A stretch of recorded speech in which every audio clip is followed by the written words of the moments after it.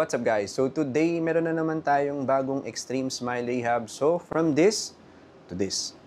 So if you guys want to find out how we did it, stay tuned. What's up guys? So ito nga pala ang case natin for today. So kung titingnan nyo, wala nang ipin si sir, konti na lang, iilan na lang. Ang masakit pa dito, lahat ito ay wala na akong magagawa at bubunutin na natin lahat. Hindi na natin sila masasave. Pangalawa, wala na sa talaga sa posisyon. Kung gagawin natin to, the only way is bubunutin na natin lahat at tayo ay mag-full dentures na sa upper and full dentures na sa lower. Ngayon, para mas makapit pa yung lower, for sure, nilagyan natin siya ng 2 implant sa baba para maging snap-on dentures. Maganda nung kahit na dilaan mo pa yun, hindi yun matatanggal. At yung dentures natin ay 3D printed ceramic. Maganda to, matibay, mabilis matapos. At the same time, just in case masira mo, meron kang isa pang kopya. Kung nawala mo pa yung isang kopya, pwede mo yung ipa-reprint and it would be exactly the same. So para sa mga pasyente na gusto kong makausap, pwede tayong mag-online consultation or actual consultation para malaman mo kung paano natin gagawin